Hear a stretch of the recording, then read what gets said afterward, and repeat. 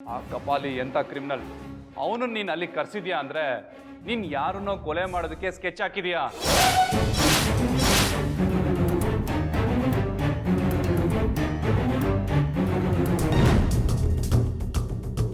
ಯಾರು ಅಂತ ಹೇಳಿ ಸತ್ಯ ಒಪ್ಕೊಂಡ್ರೆ ಸರಿ, ಇಲ್ಲ ಅಂದ್ರೆ ಗೊತ್ತಲ್ಲ ಪೊಲೀಸ್ ಟ್ರೀಟ್ಮೆಂಟ್ ಕೊಡ್ಬೇಕಾಗತ್ತೆ. ಸರ್, ಸತ್ಯವಾಗ್ಲೂ ಏನೂ ಇಲ್ಲ. ನನ್ನ ತಂಗಿ ಮದುವೆ ಇದ್ದಿದ್ದು ದೇವರಾಣೆಗೂ ನಿಜ. ಮದುವೆ ಮಾಡಬೇಕು ಅಂತಾನೆ ಬೆಳಗ್ಗೆ ಎಲ್ಲರೂ ಅಲ್ಲಿಗೆ ಹೋಗಿದ್ದಿದ್ದು. ಮಧ್ಯದ ದಾರಿಲಿ ಕಪಾಲಿ ಸಿಕ್ಕಿ ನಿಮ್ಮ ತಂಗಿ ಮದುವೆ ಮಾಡ್ತಿದ್ದೀರಂತೆ, ನಾನು ಬರ್ತೀನಿ ಅಂದ. ಅದಕ್ಕೆ ಜೊತೆಲಿ ಕರ್ಕೊಂಡೋದ್ವಿ ಅಷ್ಟೇ ಸರ್, ಅದು ಬಿಟ್ಟರೆ ಬೇರೇನೂ ಇಲ್ಲ. ಅಲ್ಲಿ ನೀನು ಯಾರನ್ನು ಕರ್ಕೊಂಡೋಗಿಲ್ಲ ತಾನೆ? ಮತ್ತು ಇವನನ್ನು ಹೇಗೆ ಕರ್ಕೊಂಡೋದೆ? ಯಾಕೆ ಕರ್ಕೊಂಡೋದೆ?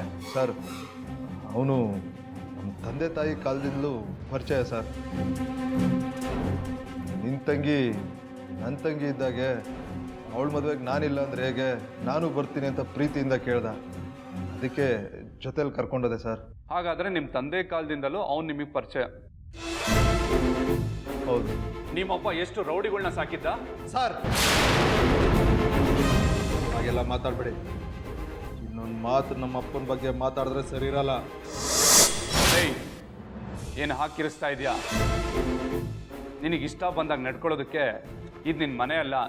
ಜಾಸ್ತಿ ಗಾಂಚಲಿ ಮಾಡಿದ್ರೆ ಏರೋಪ್ಲೇನ್ ಹತ್ತಿ ಪೊಲೀಸ್ ವಿಚಾರಣೆ ಹೇಗಿರುತ್ತೆ ಅನ್ನೋದನ್ನ ತೋರಿಸ್ಬೇಕಾಗತ್ತೆ.